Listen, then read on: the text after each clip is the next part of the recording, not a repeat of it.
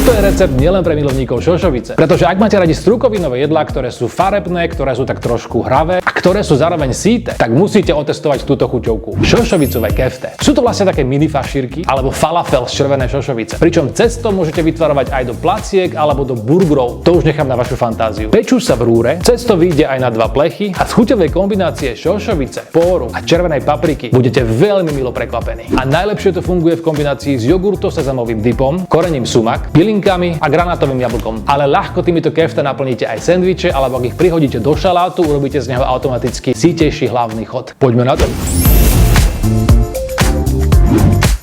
Potrebujeme 230 g červenej šošovice, 1 pór, 2 červené papriky a červenú cibuľu, 2 vajcia, 4 lyžice olivového oleja, 2 cesnakové strúčiky, strúhanku, kurkumu, rímsku rastcu, morskú soľ a ocot. A na servírovanie použijem aj grécky jogurt, granatové jablko, sezamovú pastu tahíny, olivový olej, korenie sumak, citrónovú šťavu a petržlenovú vňať.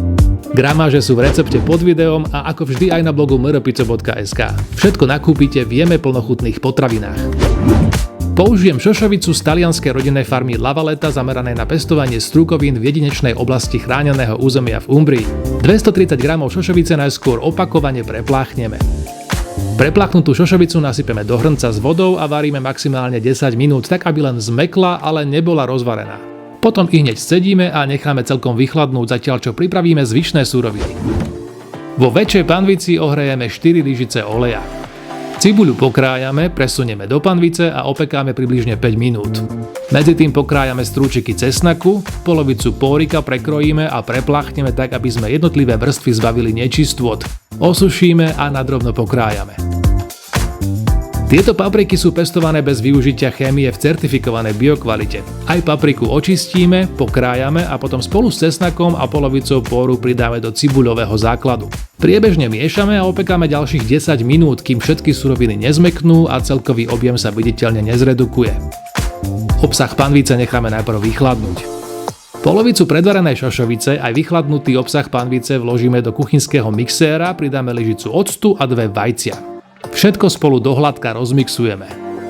Táto tekutejšia zmes spojí zvyšné suroviny, premiestnime ju do misy a pridáme najemno posekanú hornú časť špóru, druhú polovicu predvarenej šošovice, pridáme aj lyžičku kurkumy, rímskej rastce, morskej soli a 60 g strúhanky. Poriadne premiešame a v tomto stave môžeme cesto aj skladovať v chladničke. Naolejovanými dlaňami formujeme z cesta malé kefte. Na každý kus postačí polievková lyžica cesta, ktorá sa príliš nelepí, každú dávku stačí párkrát poprehadzovať v dlaniach. V prípade, ak sa rozhodnete pre väčšie kúsky, nezabudnite potom tomu adekvátne prispôsobiť čas pečenia.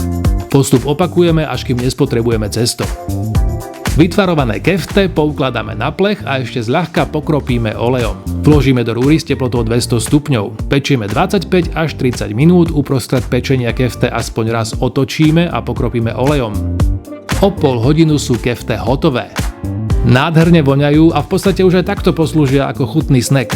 Vďaka póriku a nemixovanej šošovici majú na rozdiel od falafelu aj krajšie farby a štruktúru. Ich chuť ešte zvýrazní bohaté servírovanie. Rozotrite na tanier grécky jogurt, pridajte lyžicu sezamovej pasty a len jemne spojte lyžicou. Pridal som zrnka granátového jablka, pár kvapiek citrónovej šťavy a moje obľúbené korenie sumak. Táto verzia od Milan Mortar je v biokvalite, bordové kyslé korenie rastie v kuželovitých strapcoch na kríkoch a bobule sú zbierané, keď dosiahnu tehlový odtieň. So sumakom som pridal aj lístky petržlenovej vňate, trochu olivového oleja a uprostred navrstvil dávku šošovicových kefte s plátkami citróna. Šošovicové kefte vzhľadom pripomínajú malé fašírky alebo falafel, chuťovo sú však omnoho výraznejšie. Skúste ich pripraviť doma a oceníte aj univerzálnosť, pretože z kefte pripravíte predjedlá, chuťovky aj hlavný chod.